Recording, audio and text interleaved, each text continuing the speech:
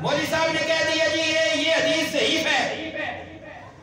جواباً ہمارے ایک عالم تھے، انہوں نے فرمایا حدیث کو ضعیف کہتا ہے تو اپنی ماں کو بھی ضعیف کہتا ہے؟ اس نے کہا نہیں، میری ماں کے متعلق اگر کوئی صاف کا لفظ استعمال کرے میں اس کی ایسی کی تیسی کر دوں۔ مولوی صاحب نے فرمایا سورہ فاتحہ ام القرآن ہے، ام القرآن کا معنی قرآن کی ماں ہے۔ اگر تو اپنی ماں کے بارے میں لفظ ضعف یہ استعمال برداشت نہیں کرتا تو ام القرآن کے بارے میں لفظ ضعیف کیوں استعمال کرتا؟ یہ کہہ دیتے ہیں ضعیف ہے، یہ ایک نیا فتنہ ہے، ضعیف ہے ضعیف ہے ضعیف ہے۔ بھائی ضعیف کہنا مجھے بھی کافی نہیں ہے۔ اسماء الرجال ایک فن ہے، اسماء الرجال ایک فن ہے جو حدیث کے راویوں پہ بحث کرتے ہیں۔ ہمیں تو راویوں کے نام بھی نہیں آتے، اس لیے ہم اٹھ کے کہہ دیتے ہیں ضعیف ہے۔ اب بات جو میں کر رہا ہوں، حضور نے فرمایا علیکم بسنتی وسنت الخلفاء الراشدین، تمہارے اوپر میری سنت اور میرے خلفاء راشدین کی سنت لازم ہے۔ سوال پیدا ہوتا ہے حضور کی سنت ہے تو خلفاء کی سنت کا کیا مطلب ہے؟ حضور کی سنت ہے تو پھر خلفاء کی سنت کا کیا مطلب ہے؟ جواباً محدثین نے فرمایا معنی یہ ہے جہاں پہ حضور کے دور میں جس چیز کی ضرورت نہیں تھی، حضور کے دور میں جس چیز کی ضرورت نہیں تھی بعد میں وقت کے لحاظ سے اس کی ضرورت پڑ گئی۔ ظاہر ضرورت نہیں تھی، میری سنت بھی نہیں تھی، اس ضرورت کے مطابق میرے صحابہ جو سنت کریں گے وہ بھی تمہارے اوپر اسی طرح لازم ہے جس طرح میں محمد کی سنت لازم ہے۔ اب کچھ باتیں ایسی ہیں جو صحابہ کرام نے جن پہ اتفاق اور اجماع فرمایا تھا۔ ایک بات میں مثال دیتا ہوں، ایک بات یہ ہے، یہ نماز تراویح بخاری شریف کی روایت ہے، میں نوٹ کر کے بھی لایا ہوں۔ امام بخاری رحمہ اللہ اپنی اس بخاری شریف کے اندر نقل فرماتے ہیں 20 تراویح کی بات۔ آپ زور سے بولنا سبحان اللہ، یہ کتنی اعلیٰ امام بخاری نے حدیث نقل فرمائی ہے اور امام بخاری ذکر فرما رہے ہیں، اس لیے میں بخاری دیکھ کے آیا ہوں، حوالہ دے رہا ہوں، نکال کے دکھاؤں گا۔ امام بخاری کیا فرماتے ہیں؟ امام بخاری رحمہ اللہ فرماتے ہیں کہ حضور علیہ السلام کے زمانے میں نماز تراویح آپ نے 20 رکعت پڑھی۔ کتنی؟ کتنی؟ اگر ذوق ہو تو میں وہ حدیث مبارکہ بھی تلاوت کر دوں۔ ذرا زور سے کہیں سبحان اللہ۔ عن ابن عباس رضی اللہ تعالیٰ عنہ، یہ حدیث جو کہ میں تلاوت کرنے والا ہوں یہ مصنف ابن ابی شیبہ کے اندر ہے۔ حضرت ابن عباس فرماتے ہیں ان رسول اللہ صلی اللہ علیہ وسلم کانا، رسول اللہ علیہ السلام یصلی فی رمضان 20 رکعتاً، میرے آقا رمضان میں 20 رکعت پڑھتے تھے۔ والوتر و وتر الگ پڑھتے تھے۔ پتہ چلا کہ حضور نے 20 رکعت پڑھی ہے۔ آئیے بخاری کی روایت بھی پڑھتے ہیں۔ قال ابن شہاب رحمۃ اللہ علیہ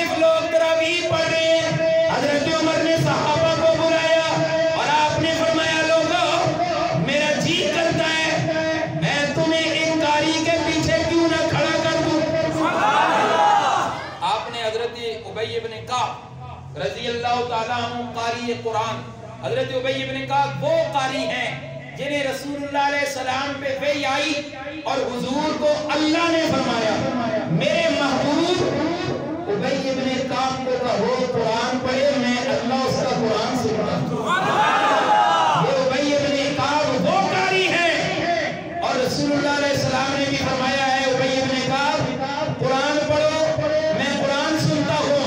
جب حضور کے حکم پر حضرت ابی بن کعب نے قرآن پڑھا، جب قرآن پڑھتے پڑھتے دیکھا حضور کی آنکھوں سے آنسو جاری ہو رہے تھے، آپ نے سر اٹھایا، خاموش ہو گئے۔ فرمایا ابی بن کعب کیوں خاموش ہو گئے؟ عرض کی اللہ کے محبوب آپ کے آنکھوں کے آنسو ابی بن کعب سے نہیں دیکھے جا سکتے۔ پھر عرض کی اللہ کے محبوب یہ قرآن پڑھنے کا حکم آپ نے خود فرمایا؟ آپ نے فرمایا ابی بن کعب نہیں، مجھے اللہ نے حکم دیا ہے کہ ابی بن کعب کو کہو قرآن پڑھے میں اللہ عرشوں میں اس سے قرآن سنتا ہوں۔ حضرت عمر نے ابی بن کعب کو آگے کھڑا کیا، پیچھے صحابہ کو کھڑا کر دیا۔ اس پہ صحابہ کا اتفاق ہو گیا، اس پہ صحابہ کا اتفاق ہو گیا۔ علیکم بسنتی وسنت الخلفاء راشدین۔ خلفاء راشدین کتنے؟ زور سے حضرت ابو بکر صدیق، حضرت عمر، حضرت عثمان، حضرت علی المرتضی رضوان اللہ تعالیٰ علیہ مجمعین خلفاء راشدین۔ حضرت عمر کے دور میں یہ اتفاق ہوا، پھر حضرت عثمان، حضرت علی، اور آج تک یہ اتفاق 20 رکعت با جماعت چلا رہا۔ 4 ائمہ کی فقہ چلی۔ کتنی ائمہ کی؟ 4 ائمہ۔ امام ابو حنیفہ، یوں سمجھے، فقہ حنفی، فقہ مالکی، فقہ شافعی اور فقہ حنبلی، یہ 4 فقہ چلی۔ ان چاروں فقہ کے امام جتنے ہیں ان ائمہ کے نزدیک کسی امام کے نزدیک بھی 20 رکعت سے کم تراویح نہیں ہے، زیادہ ضرور ہے۔ تو تراویح کتنی ہوئی؟ کتنی ہوئی؟ 20۔ اب میں اپنی بات کی طرف آتا ہوں۔ حضرت عمر رضی اللہ تعالیٰ عنہ نے آگے قاری کھڑے کیے ابی بن کعب، یوں سمجھے حافظ صاحب قرآن سناتے ہیں، ابی بن کعب کی سنت زندہ فرماتے ہیں، اور خود حضرت عمر وقت کا حکمران، وقت کا خلیفہ بن کے فرض نماز حضرت عمر پڑھاتے ہیں، تراویح حضرت ابی بن کعب پڑھاتے ہیں، پھر اس کے بعد وتر حضرت عمر خود جماعت کے ساتھ پڑھاتے ہیں۔ خود حضرت عمر وتر جماعت کے ساتھ پڑھاتے ہیں۔ ذرا میرے ساتھ مل کے آپ کہیں، خود حضرت عمر وتر جماعت کے ساتھ پڑھاتے ہیں۔ پھر دیکھنے میں آتا ہے جب 20 تراویح مکمل ہوتی ہیں، کچھ حضرات نکل جاتے ہیں جی وتر صبح پڑھیں گے۔ آپ بتائیں صحابہ دین سمجھتے ہیں یا میں اور آپ؟ زور سے بولیں۔ صحابہ کرام نے تہجد کی نماز الگ ہے، تراویح کی نماز الگ ہے۔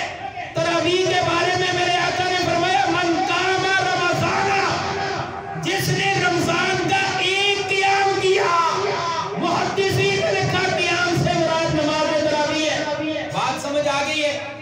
آج کے بعد 20 پڑھیں گے انشاءاللہ، باجماعت پڑھیں گے، وتر بھی باجماعت پڑھیں گے۔ اچھا ایک مسئلہ اور بھی آ گیا کہ وتر کے بعد نفل نہیں پڑھے جا سکتے، ہمارے یہاں مشہور ہے۔ ایسی بات نہیں ہے، ایسی بات زور سے ایسی بات نہیں ہے۔ رمضان المبارک کے اندر وتر جماعت کے ساتھ پڑھا کے حضرت عمر پھر تہجد پڑھا کرتے تھے۔ ایک روایت میں نے پڑھی ہے، اللہ نے حضرت جبرائیل کو بھیجا، ذوق ہے تو زور سے کہیں سبحان اللہ۔ اللہ نے حضرت جبرائیل کو بھیجا یہ فرما کے جبرائیل جا میرے محبوب سے جا کے کہہ دے یا رسول اللہ، اللہ فرماتے ہیں حضرت عمر سے کہو عمر تو بڑا اچھا آدمی ہے، تہجد پڑھا کر۔ تو بڑا اچھا آدمی ہے، اللہ فرماتے ہیں تو بڑا اچھا آدمی ہے، تہجد پڑھا کر۔ پھر وحی کے ذریعے جبرائیل کی زبانی حضور کی مور لگ کے حضرت عمر کو حکم آئے، پھر حضرت عمر نماز وتر پڑھانے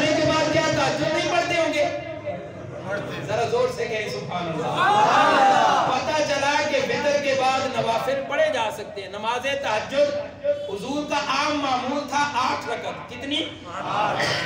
خیر نماز تراویح 20 رکھتے اور وتر با جماعت صحابہ کرام کا اتفاق ہے. ادلہ شرعیہ کتنی ہے؟ ہاتھ کو دیکھو کتنی ہے؟ 4.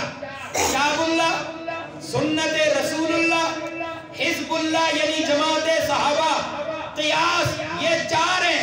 ان میں سے حزب اللہ یعنی جماعت صحابہ ادلہ شرعیہ تیسرے نمبر پہ ہیں. تو صحابہ کے اجماع سے ثابت ہے وتر با جماعت پڑھیں. اس لیے یہ ادلہ شرعیہ یعنی پوری شریعت 4 چیزوں سے ثابت ہوتی ہے. پہلی کتاب یعنی قرآن، دوسری حدیث یعنی سنت، تیسری چیز حزب اللہ یعنی جماعت صحابہ کا اتفاق. تو اتفاق صحابہ کس پہ ہے کہ جماعت کے ساتھ وتر پڑھیں گے.